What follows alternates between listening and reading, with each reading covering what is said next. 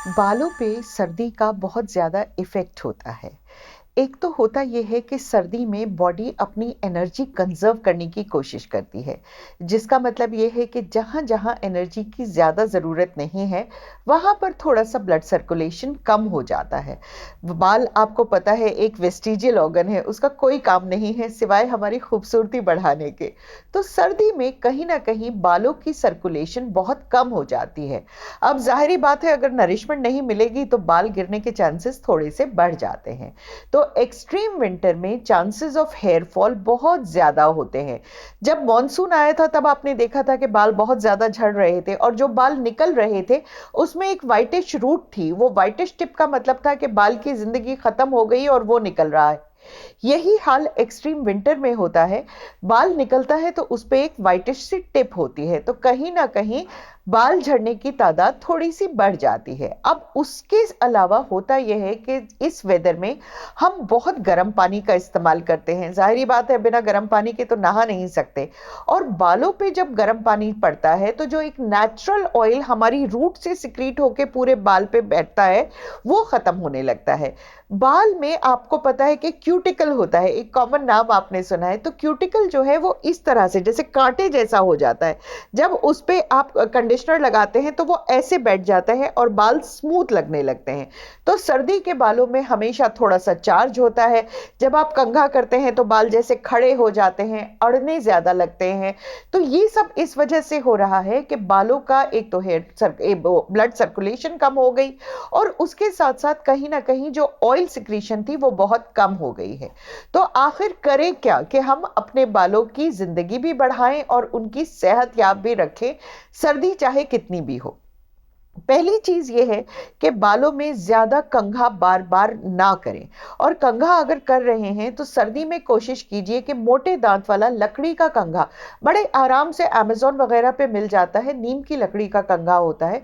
उससे अगर आप बालों को कोम करेंगे तो वो सर्कुलेशन को बढ़ाएगा। जो ऑयल प्रोड्यूस हो रहा है उसका डिस्ट्रीब्यूशन पूरे बालों पे होता है, तो वो एक दूसरे से अड़ना बंद कर देते हैं।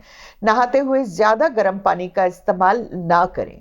कंडीशनर, कहीं ना कहीं हिंदुस्तान में लोगों को लगता है कि कंडीशनर लगाते ही बाल और टूटने लगते हैं। जनाब वो कंडीशनर से टूटते नहीं है। वो होता क्या है, जब आप कंडीशनर लगाते हैं क्योंकि वो चिपचिपा होता है तो जो टूटा हुआ बाल होता है वो चिपक के आपके हाथ में आ जाता है और आपका दिल और टूटने लगता है। आप कंडीशनर नहीं लगाते हैं और वो बाल और ज्यादा टूटते हैं। तो कंडीशनर का उसूल ये है कि आप अपने बाल में जब आपने बाल धोया, शैम्पू किया, इस तरह से हाथ करके देखिए। अगर आपका हाथ अटक रहा है तो आपको कंडीशनर की जरूरत है। बाल धोने के बाद एक हल्का कंडीशनर उसको लेके इस तरह से हाथ पे मलिए। कंडीशनर में भी हल्का सा झाग बन जाता है, उसको अपने स्ट्रैंड्स पर लगाइए। अब कंडीशनर जो है वो आपको जड़ में नहीं चाहिए, वो आपको सिर्फ स्ट्रैंड्स में चाहिए। और उसको 2 मिनट बाद धो दीजिए। जब आप बाहर जा रहे हैं और उसके बाद ड्रायर से, बात यह है कि ड्रायर से भी लोग डरते हैं। ये कुछ ना मिथ्स हैं जो लगता है कि हमारे बाल इससे खराब हो जाएंगे, लेकिन जमाना बदल गया, तरीके बदल गए, शहर में हम रहने लगे हैं। अगर आप ड्रायर से जड़ों को नहीं सुखाएंगे, आपको सिर्फ फिंगर ड्राई करना है, आपको ब्लो ड्राई नहीं करना है। अगर आप गीले बालों में फिंगर ड्राई करेंगे जड़ों को तो बाल अच्छी तरह से सूखेंगे, नमी नहीं रहेगी, डैंड्रफ नहीं रहेगा और गीले बालों से आपको नजला जुकाम सर्दी भी नहीं होगी। सर्दी में क्या होता है कि लोग बालों को कम धोने लगते हैं क्योंकि उन्हें लगता है कि अरे बार बार धोने से सर्दी लग सकती है। तो अगर आप ये कर रहे हैं तो ये बात बिल्कुल गलत है। तो कोशिश ये कीजिए कि आप उसको हल्के हाथ से फिंगर ड्राई करके ड्रायर से धोएं। अब डैंड्रफ एक बहुत बड़ी समस्या है। डैंड्रफ पे मैं एक अलग पूरी लंबी गुफ्तगू करूंगी, लेकिन डैंड्रफ के लिए जरूरी यह है कि फ्रीक्वेंट वॉशिंग और उसके साथ साथ एंटी डैंड्रफ शैम्पू जो होते हैं वो बालों को थोड़ा और ड्राई कर देते हैं। तो कोशिश करके एंटी डैंड्रफ लोशन लीजिए, उसको बालों में अच्छी तरह से लगाइए स्कैल्प में 10 मिनट के लिए और फिर एक नॉर्मल शैम्पू से धो दीजिए। ये आपके बालों को डैंड्रफ फ्री रखेगा। अब बात आ जाती है हेयर पैक्स की। अगर आपके बाल बहुत ज्यादा ड्राई हैं या आपके कलर्ड बाल हैं, तो 2 हफ्ते में एक बार आप नॉर्मल कंडीशनर लगाइए, एक तौलिए को गर्म पानी में उसको डुबोइए और अच्छी तरह से निचोड़ के उसे अपने बालों पे बांध लीजिए। 10 मिनट तक अगर आप गर्म तौलिया बांधेंगे कंडीशन बालों पे, तो इसको डीप कंडीशनिंग कहते हैं। तो ये बालों की जो ये रुआं जो उठ गया था बालों में, उसको ठीक कर देगा और बालों की सेहत को बहुत ज्यादा अच्छा रखेगा। ये सब हो गया है। जब आप नहा रहे हैं उस वक्त आपको क्या केयर करनी है? जब आप बाहर जा रहे हैं और बहुत तेज हवा चल रही है, तो कोशिश करके कैप या स्कार्फ पहनिए, बिकॉज जो ड्राई एयर होती है वो बालों को वेदरिंग, जिसमें वही कि वो क्यूटिकल जो है वो बिल्कुल टूटने लगता है, वो दिक्कत कर देती है। अब हिंदुस्तान में रहते हैं और ऑयलिंग की बात ना करें, ये तो हो नहीं सकता।